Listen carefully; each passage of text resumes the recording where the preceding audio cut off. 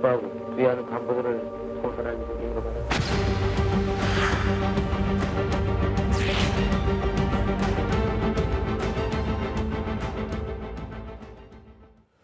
자, 바로 지난주였습니다. 북한 무장공비로 청와대 바로 앞까지 침투를 했다가 붙잡혔던 당사자, 자, 김신조 씨의 별세 소식이 알려졌어요. 차영수 수장.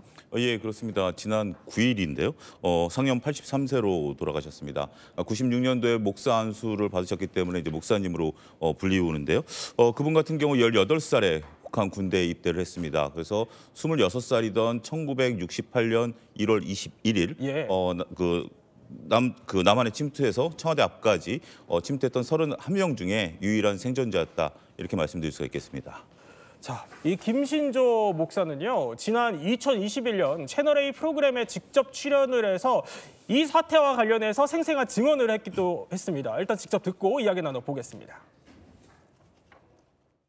이거는 직접 김일성이 지시한 사항입니다. 청와대 위대사관 육군본부 그다음에 KBS 방송국 남산에 있을 때요. 공작원들이 체포당해서 수용소 서빙구입니다. 이게 5개 목표를 그때 하기로 김일성한테 보고를 드렸단 말이에요. 보고 드리니까 김일성이가 그렇게 하지 말라. 그렇게 하지 말고 박정희 하나만 죽이라. 자, 저희가 특별하게 이 이야기를 하기 위해서요, 썬킴 작가님 모셨습니다. 네, 어서 오십시오. 네. 사실 이렇게 직접 육성까지 듣고 나니까요, 이 121 사태라고 부르더라고요. 그렇죠. 네, 이 청와대 습격 사건, 이게 도대체 뭔지 궁금한데 일단 어떤 사건인지부터 한번 짚어볼까요? 일단 1968년이라고 하면 당시 이제 그 베트남전이 한창 진행됐던 때였는데 이제 예. 미국이 슬슬 지기 시작했던 그때요. 여기서 김일성이 이 기회를 놓치지 않고 일단 정찰총국 소속 특수부대, 그러니까 이게 굉장히 중요한 포인트가 뭐냐면은 정규 부대가 한국 전쟁 이후에 처음으로 휴전선을 돌파한 사건이거든요. 그래요? 그래가지고 정찰총국 소속 31명의 네. 정규 특수부대원들이 정말 빠른 속도로 청와대 근처까지 와가지고 다행히도 거기서 검거가 된 사건인데 그때 이제 31명이 넘어왔거든요. 네. 31명이 넘어와가지고 29명이 사살되고 1명이 북한으로 돌아갔고 1명 생포가 된 사람이 김신조 목사시죠.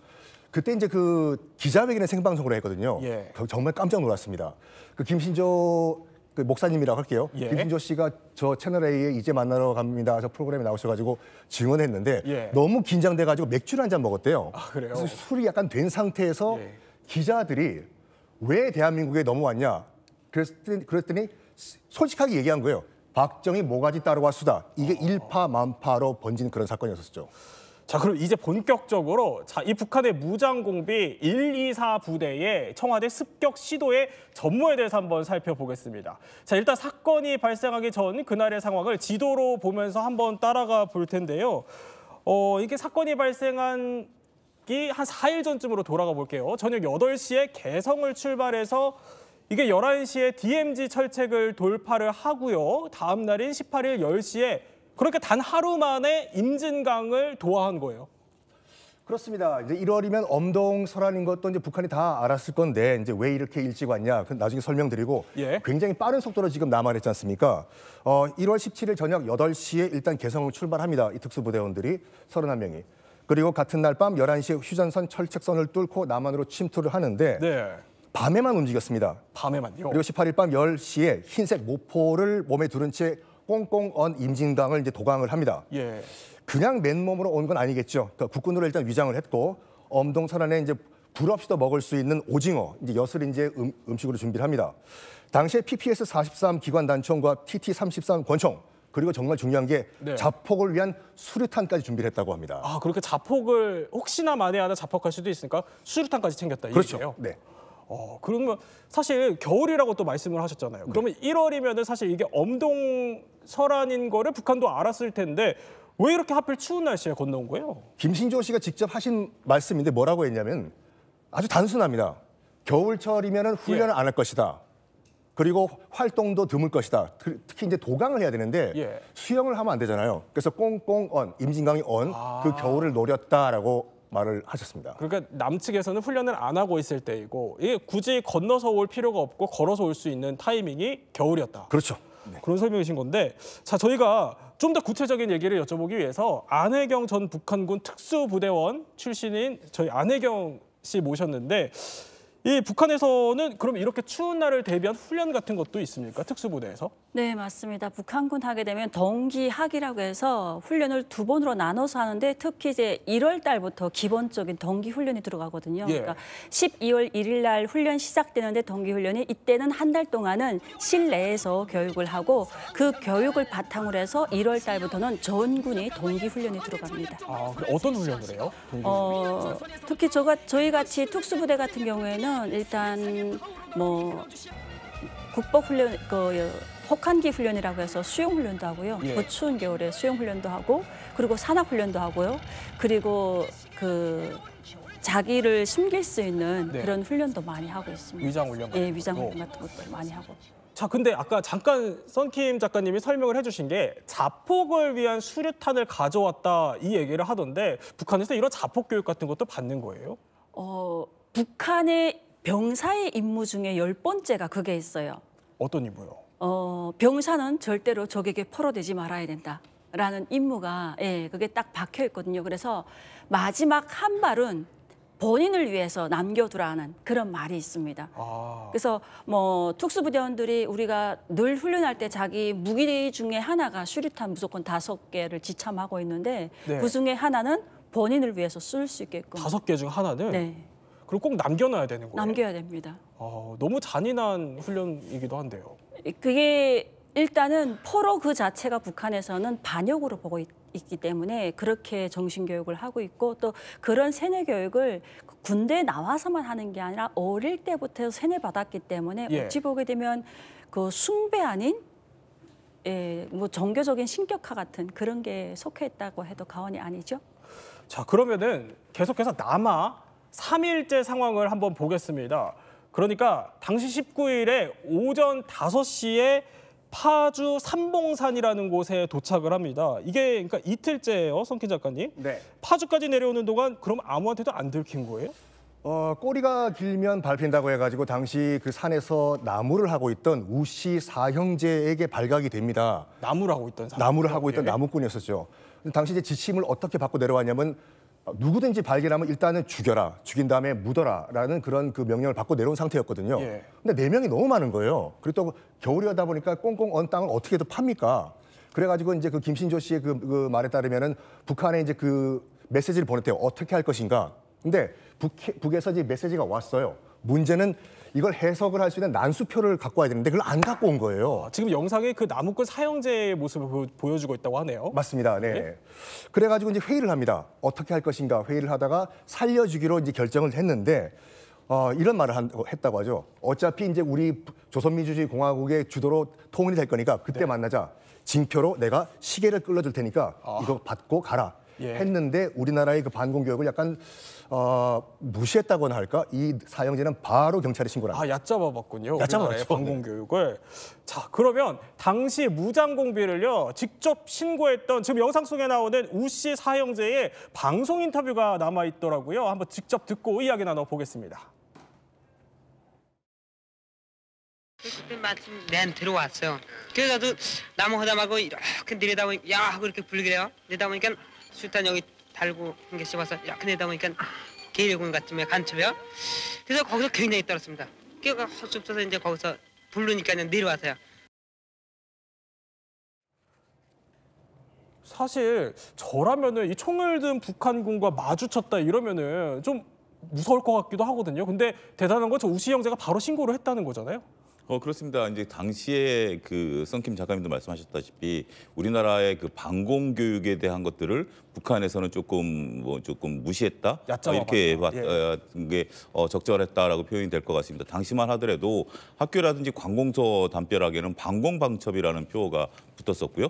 그다음에 길거리 어디에 가든지 뭐 자사의 광명 찾자 지금 뭐 우리가 흔히 농담 삼아 얘기하는 것이 네. 그때 당시에 굉장히 구체적인 표어였다라고 좀 말씀드릴 수가 있겠습니다. 그리고 곳곳에 이제 간첩 식별 요령이다 뭐 이런 것들이 있었는데요. 보통 보게 된다라면 산에서 새벽에 내려오는 사람. 뭐 이슬과 흙을 묻히고 다니는 사람, 네. 그다음에 담배값을 모르는 사람, 그러니까 세상 물정 모른다라는 거죠. 그리고 이제 괜히 주의를 살피면서 안전운전 못하는 뭐 이런 것들이 곳곳에 있다 보니까 저도 80년대 학교에서 방공 포스터를 그렸던 기억이 나고 이런 걸 보면서 친구들하고 학생이니까 담배값을 당연히 모르죠. 야 우리 간첩 아니야? 뭐 이런 뭐 농담을 했을 정도로 네. 당시에 이제 그런 분위기가 좀 있었다라고 좀 말씀드릴 수가 있겠죠. 또 그 60년대에는 아무래도 산보다는 바닷가를 통해서 예. 유입되는 사람이 많다 보니까 금음에 야간에 이제 바닷가를 배회하는 사람, 당시만 해도 생소한 스쿠버 장비를 갖고 있는 사람들, 아니면 바닷가에서 이제 뭐 신호를 보내는 사람, 이런 사람들을 구체적인 간첩, 그다음에 북한에서 내려온 사람들 이런 것을 발견하면 즉시 신고를 해야 된다. 이런 어떤 사회적인 분위기가 우리는 그때 당시에 팽배해 있었다. 이렇게 설명을 드릴 수가 있겠습니다. 당시에요. 그러면 우리의 반공 교육과 상황을 알 수 있는 자료 영상을 저희 제작진이 발굴을 했다고 해요. 뭔지 한번 영상 저희 보고 이야기 나눠보겠습니다.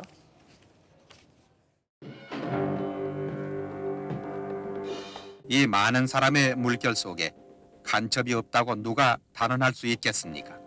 여기 이 사람, 소위 계급에 비해 나이가 너무 들어 보이는 것이 수상하지 않습니까? 자, 저런 영상들도 있었고요.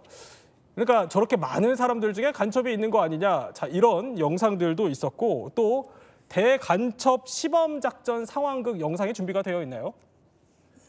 네. 자, 보면은 이게 그러니까 당시에 대한뉴스로 보면은 저렇게 간첩들이 집으로 막 들어온다는 겁니다. 저걸 막 일종의 흉내를 내서 저렇게 사람들한테 보여주면서 아, 저런 간첩이 있을 수 있다. 그리고 집에 저렇게 숨겨주는 사람들도 있다. 이렇게 좀 설명을 하는 영상들이 있을 정도로 당시에 반공 방첩 교육이 굉장히 전 국민을 대상으로 일어나고 있었다는 겁니다. 자, 드디어 사건 발생일일 1968년 1월 21일 새벽 5시예요. 이들이 청와대 뒷산인 북악산까지 도착을 하게 됩니다. 자, 성킨 작가님. 네. 아무리 예전이어도 사실 북악산이면 사대문 내부가 거의 다 들여다보이는 서울의 중심이지 않습니까? 근데 이게 어떻게 들키지 않고 내려온 거예요? 당시 이제 침투의 기본은 낮에는 숨고 밤에 해가 지면 이동한다 이거였다고 하는데 그래서 이동 시간이 밤 9시부터 새벽 5시까지였다고 합니다. 근데 김신조 씨의 그 증언에 따르면 정말 끔찍한 지금 그러니까 이게 상상이 안 되는 그런 그 방법이 이용이 됐다고 하는데 예. 일단은 밤에 낮에 숨었다가 뭘 하냐면 무덤 옆에 잠복을 한대요. 그래서 구멍을 파요. 아, 그리고 관 옆에까지 갑니다. 네. 그리고 시신 옆에서 누워서 잠을 자요. 낮엔. 그리고 해가 지면은 무덤에서 올라온다고 하는데 제가 물어봤거든요. 예. 무섭지 않으시냐고. 그렇죠. 옆에 시신이 있는데 오히려 그게 더 마음이 편했다고 해요. 설마 여기까지 그 검거의 손길이 미치진 않을 것이다. 해가지고 그게 낮에는 숨고 밤에는 이동하는 이런 그 행태를 보였는데 예. 정말 어떻게 보면 기적에 가까운 그런 이동 스킬을 보였는데요. 30km에 달하는 군장을 메고 산 속에서 시속 12km 속도로 거의 그냥 달렸다고 합니다. 30km를 메고요? 30km 군장을 메고 시속 12km로 달린 거예요. 아, 너무 말이 안 되는데 이거 산에서 어떻게 그럴 수 있죠? 평지도 아니라. 아니 그러면 그러니까 산악을 시속 12km로 30km를 메고 간다. 이게 특수부대원 출신으로서는 가능하다고 보시는 일이에요? 그게 기본입니다. 기본이에요. 네, 기본입니다. 그래서 저희는 일주일에 한 번이라고 해서 토요일 날마다 예. 행군 훈련, 야간 행군을 하거든요. 그래서 야간 행군을 그러니까 첫 주부터 3주차까지는 야간 행군을 해가지고 그냥 한 50km, 그다음 그 다음 주는 100km. 그러니까 일주일에 한 달에 한 번은 무조건 100km. 그다음에 이제 상반기, 하반기 해가지고 훈련 들어가서는 이제 천리 행군도 합니다. 아, 그래요? 천리 행군이 뭐죠? 천리 하게 되면 천리를 키로수로 따지게 되면 어떻게 됩니까? 한 250km 되죠. 예, 그 250km를 계속 걸는 거예요. 아까처럼 낮에는 위장해서 들어가 있고 밤에만 움직이면서 지도 잡혀보면서 움직이고 그 움직이는 좌표에 가야만 네. 내가 먹을 수 있는 식량을 보충받고 그걸 못하게 되면 굶으면서 다음 접선 장소까지 가야 되고 이런 훈련을 주기적으로 계속적으로 했기 때문에 이거는 아무것도 아니죠. 아, 그러면 이 김신조 사건을 원래부터 좀 알고 계셨기 때문에 자, 이렇게 12km로 내려온다라는 얘기를 들으셨을 때 별로 놀랍지 않다 이런 반응이셨을 것 그럼요. 같아요. 이거는 기본적인 북한의 특수부대 훈련이기 때문에 놀랍지도 않죠. 아, 그럼 그냥 일상적인 거예요. 네, 일상적인 훈련이고. 그래서 북한군 하게 되면 제가 대한민국에서 가장 놀라웠던 게 군인들이 버스 타고 이동하는 걸 보고 정말 놀라웠어요. 아, 아니, 그래요? 예. 총탄이 터지는데 언제 보수가 운행을 할 수 있지? 도로 다 파괴됐을 텐데. 예. 그런 생각을 제일 많이 했습니다. 저희는 계속적으로 행군을 하기 때문에 그래서 군대가 차를 타고 이동한다는 거에 정말 놀라웠어요. 아, 또 그런 일화까지. 관련해서 퀴즈가 또 준비되어 있다고요? 예, 그렇습니다. 어찌됐든 뭐 당시 박정희 대통령 암살이라는 굉장히 중요한 임무를 띠고 왔을 텐데요. 그런 임무를 생각한다면 이것저것 많이 생각을 하고 날짜도 생각을 했을 겁니다. 1.2 사태 당시 땡땡땡을 노렸다.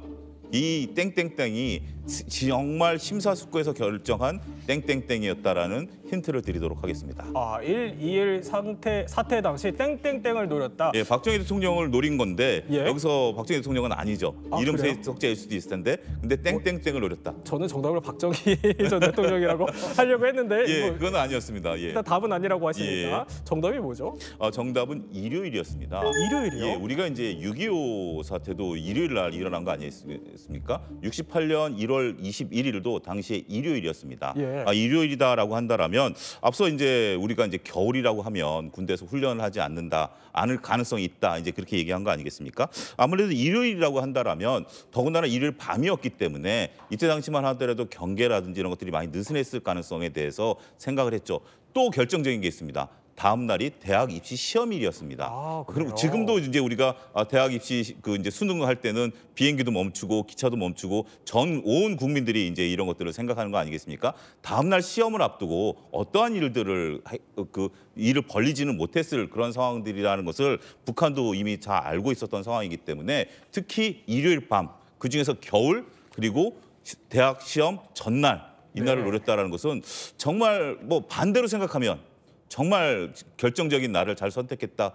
좀 역설적으로 이렇게 좀 말할 수도 있겠죠. 성케 작가, 6.25 전쟁도 일요일에 일어났다 이런 얘기가 있던데 맞나요? 네. 6월 25일 일요일 새벽 4시에 발발을 했죠. 그래서 지금 선생님께서 말씀하신 것처럼 그러니까 일요일에는 당연히 박정희 대통령이 청와대에 있을 것이라고 판단을 했다고 해요. 예. 확인도 안 해보고. 그래서 일요일을 선택을 했다고 하죠. 또 그런 얘기가 있군요. 네. 어쨌든 다시 한번 그러면 경로를 이제 짚어보면요. 목표가 코앞까지 온 겁니다. 그러니까 이들의 목표라고 볼 수 있는 남측의 대통령을 암살하려면 청와대까지 가야 하는데 어떻게 좀 청와대에 접근을 하려고 했습니까, 작가님? 자, 일단은 1월 21일 새벽에 31명 북한 특수부 대원들이죠. 트렌치 코트를 입고 청와대 근처까지 옵니다. 네. 일단 그때 어떤 마크를 붙였냐면 CIC라고 해서 육군 방첩부대의 마크를 붙였거든요. 육군 방첩부대는 당시에는 신분을 밝힐 필요도 없고 네. 내가 어딜 간다 이 얘기할 필요도 없거든요. 그래서 일단은 그러니까 남측의 육군 방첩부대. 네, 우리 남측 부대에 CIC 마크를 달고 이제 이동을 했습니다. 그래서 검문할 때마다 우리는 CIC 부대원들이고 지금 특수 작전을 수행하고 있기 때문에 어디서 왔고 어디 가고 지금 목적지 알 필요도 없다. 알려고도 하지 마라. 이런 식으로 통과를 했다고 합니다. 그리고 청와대 바로 300m 코앞까지 접근을 합니다. 예. 이때 무전을 받았던 당시 종로경찰서의 최규식 경찰서장이 그러니까 박정희 대통령이 이제 군 생활할 때 이제 부관 출신이거든요. 네. 아무리 봐도 저 CIC라고 주장하는 저 부대원들 뭔가 이상하다 해서 직접 간 거예요. CIC 당신들 좋다. 어디 가는지 밝혀라. 예. 이렇게 실랑이를 벌이다가 이제 북측 이 특수부대원들이 이제 발포를 했습니다. 그래서 최규식 종로경찰서장은 안타깝게 현장에서 이제 사망을 하시고 교전이 벌어집니다. 근데 이때 정말 큰 민간인 희생이 발생을 해요. 밤이었거든요. 저 멀리서 시내버스 한 대가 이제 올라오는데 이 무장 공비들은 이것이 우리 측에서 증파된 지원 병력으로 한 거예요. 네. 안 보이죠. 헤드라이트만 보이니까. 그렇죠. 그래가지고 민간인들이 타고 있던 이 비무장 시내버스에 무차별 사격을 하고 수류탄 던져가지고 수많은 민간인 희생자가 발생을 했습니다. 아이고, 지금 저 자료 화면으로 나오는데 저렇게 민간인 피해가 결국에 안타깝게 또 발생을 하고 만 건데 이후에 이 무장 공비들은 그럼 어떻게 좀 소탕을 하게 됐나요? 교전이 벌어지니까 무장 공비들이 인근 산으로 이제 도주를 했습니다. 인근 산이라고 한다면 인안산을 하고 북악산 비봉. 그러니까 이제 청와대 중심으로 보면 양쪽 산이거든요. 네. 그래서 지금 이제 등산도 많이 가는 그런 것인데 북악산과 인왕산 이렇게 이제 붙어졌다라고 말씀드릴 수가 있겠습니다. 그러다 보니까 우리 이제 남한 측에서는 수방사하고 육사단 그리고 특전사를 투입을 하고 서울 시내 전 경찰을 소집을 합니다. 예. 그래서 무려 열흘 가까이, 정확히는 8일 동안 이들을 이제 소탕하는 작전들을 이제 펼치게 됩니다. 그러다가 앞서 서두에도 말씀드렸던 31명 중에 29명이 이제 사살되는 이제 상황이 벌어졌고요. 이제 한 명은 이제 생포된 분은 이제 김신조 씨고 한 명은 행불입니다. 이제 뭐 아무래도 북한으로 넘어간 것으로 추정이 되고 있는데 그 상황은 아직까지도 밝혀진 것은 아니기 때문에 밝혀진 건 아니고 이제 북한에서는 이제 넘어왔다라고 이제 얘기를 하는 건데 그 부분은 이제 어찌 됐던 행불, 우리나라 이제 공식 이제 발표에 의하면 행방불명이다라고 말씀드릴 수가 있겠습니다. 김신조 씨가 이제 그 생포된 곳이 인왕산 쪽인데요. 예. 아마 북악산 쪽으로 갔다라면 북한 쪽으로 갔을 가능성이 높죠. 왜냐하면 북악산이 계속해서 이제 북쪽으로 연결된 거고 인왕산 같은 경우 독립된 산이다 보니까 이제 뭐 밤이고 그러다 보니까 이제 인왕산 쪽으로 가서 거기서 이제 생포를 됐습니다. 그랬던 상황인데 지금 이제 사진을 보게 된다라면 지금 이제 그 화면을 보게 된다라면 당시에 29명이 이제 사살이 됐기 때문에 29명이 과연 무장 공비가 맞는지 확인을 해야 되는 거 아니겠습니까? 김신조 씨가 이제 저 현장에서 저게 맞는지 확인하는 그러한 영상을 지금 보고 계신데요. 어찌됐든 이렇게 돼서 1월 29일 날 공식적으로 청와대 습격 사건이라고 불리웠던 1.2 사태는 종료가 됐다. 이렇게 설명을 드릴 수가 있겠습니다. 그러니까 당시에 근데 김신조 씨도 입장을 밝힌 걸로 알고 있는데 어떤 좀 입장을 좀 구체적으로 밝혔죠? 전체적으로 봤을 때는 좀 안타까운 그런 부분들이다라고 좀 얘기를 했고요. 김신조 씨가 이제 그 뒤에 우리나라에서 이제 그 전향을 해서 일반적인 생활을 했는데 당시에 총을 한 발도 발사하지 않았다라고 합니다. 네. 그런 것들 때문에 나중에 이제 신문 과정에서 이제 그렇게 얘기를 했고 당시에 자기는 이제 그 북한의 어떤 그런 교육 이런 것들을 통해서 이제 남하해서 이런 일을 벌였는데 그것을 이제 후회하고 참여한다. 그래서 이제 목회자의 길로 들어섰다. 이러한 회고록도 남긴 상황입니다. 자, 그런데 한 명은 행방불명됐다. 뭐 북으로 돌아가는지 아닌지 알 수 없다라고 했는데 자, 그러면 북한에서는 그 한 명의 신원을 알고 있는지도 궁금하고 북한에서 당시에 이 사건을 알고 있겠어요? 아니요, 이 사건은 저 역시도 대한민국에 와서 알았습니다. 이러한 사건은 그래요? 철저히 북한이 감추는 게 뭐냐면 우리가 한국전쟁이라고 하는 6.25도 북한이 먼저 일으켰잖아요. 우리를 내려왔는데 그것도 대한민국이 미국과 짝짝꿍이 해가지고 16개 추종국가를 이끌고 와서 우리를 쳤기 때문에 중국하고 러시아가 도왔다 이렇게 얘기를 하거든요. 그래서 이러한 사건도 북한이 먼저 도발을 했기 때문에 절대로 북한은 주민들에게 그리고 군인들에게 우리는 절대 도발하지 않는다. 자의적으로 우리를 지키고 하는데 항상 남조선이 먼저 우리를 치기 때문에 이런 거다라고 하기 때문에 이런 거는 군인들한테 절대 밝혀주지 않죠. 그럼 언제 처음 알게 되셨어요? 대한민국에 와서 알았고 이 당시 보게 되면 푸에블러 사건도 있었지 않습니까? 근데 그거는 북한에서 한창 떠들고 있었어요. 그래서 역사 교과서에도 푸에블러 사건은 나오지만 이 사건만큼은 안 나옵니다. 푸에블러 같은 경우에는 북한이 영해를 침해했기 때문에 우리가 납포했다 이렇게 가르치고 있거든요. 그래서 이런 것들은 가르치지만 자기들이 잘못한 건 절대 안 가르친다라는 거죠. 근데 관련한 시신들이 뭐 파주에 남아있다 이런 얘기들도 있어요? 네, 저도 안타깝게 북한 어찌됐든 이 사람들은 북한을 위해서 자기 청춘을 바친 거잖아요. 그럼에도 불구하고 이 사건을 자기들이 인정하지 않기 때문에 끝내는 이 사건이 아직까지도 이렇게 시신들이 그대로 남측에 여기에 남아있네. 남겨져 있다라는 게 정말 이 사람들은 자기 목숨을 위해서 목숨을 바치면서 국가를 위해서 헌신했는데 국가는 이 사람들을 나몰라라 하잖아요. 그러니까 이런 것들을 볼 때 정말 북한 지금의 군인들이 이러한 사건을 알게 되면 누가 과연 국가를 위해서 목숨을 바치겠는가라는 생각도 해봅니다. 자, 그러면 이러한 난파 훈련이라고 해야 될까요? 이런 거를 지금도 계속되고 있다면서요? 북한에서? 그럼요, 계속되고 있습니다. 어떻게 이런? 그러니까 북한이 전 무력부 쪽으로 지금 한 10개 여단의 저격경보를 가지고 있거든요. 각 군단마다. 근데 이런 군단마다의 자기 지역이 있기 때문에 저는 2군단 32경보였습니다. 그래서 2군단에 보게 되면 종합훈련장이 있는데 저희는 청와대 가상 모형이 있었습니다. 가상 모형이요? 네, 가상 모형이 있었고 그걸 주 타격점으로 해가지고 늘 훈련을 해왔던 생각을 하고 있습니다. 지금 저 영상에 나오는 게 저 청와대 모습이 잠깐 언뜻 비치네요. 네네네. 이렇게 호흡올판에서 뛰어내려가지고 타격 지점을 해서 얼마에 어떻게 정확하게 신속하게 하는가. 이런 훈련을 계속적으로 주기적으로 하고 있습니다. 그러면 지금도 계속 하고 있겠군요. 북한. 지금도 계속 하고 있고 또 얼마 전에도 김정은이 앞에서 이렇게 모범 훈련하는 모습도 보여줬고. 그런데 사실 제 입장에서 봤을 때는 좀 옛날 구시대적인 훈련 같기는 하거든요. 네. 요새도 저렇게 훈련을 좀 할까요? 요즘도 저렇게 하는데 저거를 구시대적이라고 보는 게 아니라 북한은 이거를 우리가 생각할 때는 구시대적이지만 북한에서는 게릴라전이라고 하거든요. 예. 그래서 게릴라전에 맞는 그 작전을 수행한다라고 군인들에게 얘기를 하고 있는데 대한민국의 현대적인 장비에 어찌 보게 되면 북한 군인들이 그냥 총알바디나 같은 거죠. 그렇군요. 자, 이런 김신조 일당의 청와대 습격 사태로요. 다시 우리 국민들의 충격도 매우 컸습니다. 결국 이로 인해서 국민들 피부에 와닿는 굉장히 많은 변화들이 생겨났다고 하는데 관련해서 퀴즈가 준비되어 있다고요. 예, 1.12 사태 이후에 땡땡땡땡땡이 만들어졌습니다. 굉장히 오래전 얘기인데요. 네. 이 땡땡땡땡땡은 여기에 계신 모든 분들이 다 갖고 계신 겁니다. 아, 우리가 모두 갖고 있는 것. 네. 그러니까 일종의 뭐 신분을 간첩인지 아닌지 구별하기 위해서 뭐 그렇습니다. 주민등록증 이런 거 아닐까요? 그렇습니다. 신분을 확인한 주민등록증이 아, 이제 그래요? 예. 구체적으로 발급됐다라는 거죠.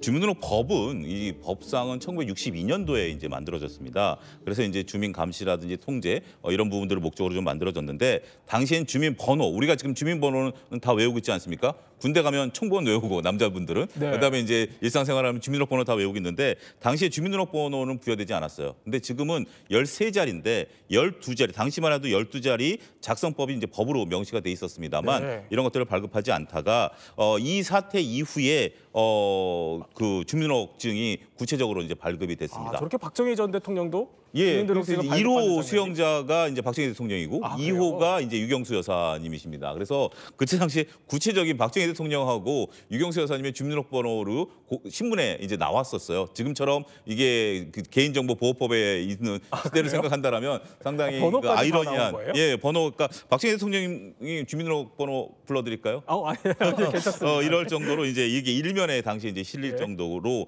되었었고 박정희 대통령은 이제 1번이시고 유경수 여사님이 2번이시고 지금은 이제 3번과 4번까지도 이제 했다라고 좀 말씀을 좀 드릴 수가 있겠죠. 또 이제 이것뿐만이 아니라 이제 또 상황도 바뀌었습니다. 지금 현재 우리가 북악 스카이웨이 길이라는 게 네. 약 7km 정도 되는데 당시만 하더라도 그 청와대 주변에 있는 산은 그 사람들이 왕래할 수 없었던 상황들인데 아무래도 사람이 없는 것보다 있는 것이 이제 무장공비들이 들어오기 좀 어려울 것이다라고 해서 북악 스카이웨이 길이 만들어졌고 인왕산 스카이웨이 길도 만들어졌습니다. 그렇지만 이 길 이외에는 우리가 이제 산책하거나 이제 그런 것들이 이제 있지 않았었는데 2022년에 전면적으로 이제 개방이 됐고 거기 이제 가보시면 그때 당시에 이제 충격을 했었던 나무들 그다음에 이제 뭐 돌 총알이 맞았던 거기에 이제 표시가 돼 있고 그래요? 표시목도 있다 이렇게 예. 설명드릴 수가 있겠습니다. 이러면은 우리 군에도 어느 정도 변화가 있었을 것 같은데요, 성균 작가님? 변화가 있었죠. 일단은 그 무장 공비죠. 공비 31명이 바로 청와대 코앞에 300m까지 왔다는 것은 큰 충격이었습니다. 그래가지고 이제 군의 변화를 주자라는 움직임 하에 일단은 향토 예비군이 그때 창설이 됩니다. 그러니까 예. 1일이니까 1월 달이잖아요. 네. 3개월 후인 이제 4월 달에 이제 향토 예비군이 창설이 되고 당시 이제 그 군 복무 기간이 이제 2년 6개월이었는데 6개월 들어가지고 이제 3년이 됩니다. 그 김신조 씨가 그 직접 하신 말씀이 뭐냐면은 나중에 이제 그 전향에서 나와가지고 예. 길거리에서 그렇게 욕을 하는 사람들이 많았대요. 당신 때문에 내가 6개월 더 군복무를 했다고. 예. 그리고 또 우리 앵커님도 하셨는지 모르겠지만 교련. 대학교와 고등학교의 교련 수업이 그때 추가가 됩니다. 그렇군요. 그리고 광화문 앞에 있는 이순신 장군 동상도 이때 건립이 됩니다. 광화문에 있는 지금 네. 이순신 동상. 1.2 사건 이후에 만들어집니다. 지금 영상에 나오는 저 교련 과목도 그 이후에 생겼다. 예, 이 사태 이후에 만들어졌죠. 그런데 말씀하셨던 것처럼 사실 김신조 씨는 전향을 해서 남한 사회에 정착을 하게 됐고 얼마 전에 이제 세상을 떠나게 되셨는데 어쨌든 우리 사회의 일원으로 지냈지만 사실 뭐 전향했다고는 하지만 무고한 시민 수십 명의 목숨을 앗아갔기 때문에 평가는 엇갈릴 수밖에 없을 것 같은데요. 그렇죠. 아까 언급된 것과 같이 일단은 당시에 그 체포됐을 당시에 검거됐을 당시에 총신에도 이제 그 화약 냄새가 안 나고 총알도 장전이 된 상태 그대였기 때문에 총을 쏘지 않았다. 예. 이래가지고 이제 사형을 면했다고 해요. 그래서 우리나라에서 받아준 다음에 이제 전향을 하시고 나중에 목사님이 되셨는데 김신조 씨가 생전에 이런 말을 하셨습니다. 뭐냐면은 남북한 희생자 모두가 다 20, 30대 젊은이였는데 정말 아까운 목숨이다. 예. 정말 내가 이 한국 사회를 위해서 죽는 그 순간까지 내가 희생하고 이 죗값을 내가 치르고 살겠다라는 말을 했죠. 그러면 작가님, 다시는 이런 일이 반복되지 않으려면 지금 우리는 좀 뭘 기억을 해야 할까요? 저는 이렇게 생각합니다. 그 김신조 씨도 그렇고 당시에 모든 그 특수부대원들이 다 왜곡된 북한 체제의 희생자였지 않습니까? 네. 예. 그래서 김신조라는 개인은 용서를 하되 그가 했던 행동은 우리가 꼭 기억하고 우리가 가슴속에 새겨 넣어야 된다라고 생각합니다. 뭘 우리가 좀 기억을 해야 할까요? 일단 우리가 방심하게 되면 언제든지 북한군은 늘 우리를 노리고 있기 때문에 네. 우리의 방심은 군물이다. 예, 방심하는 순간 우리가 지금의 이 사랑하는 대한민국의 지옥이 될 수 있다라는 거를 꼭 명심했으면 좋겠습니다. 네, 또 이렇게 우리 지금 사회에 대한 제언까지 주셔서 저희 지식 배터리 80에서 100%로 또 완충됐습니다. 자, 이야기 마스터 세 분과 함께 김신조 그리고 청와대 습격 사건에 대해서 과거와 미래 몰랐던 이야기 한번 살펴봤습니다.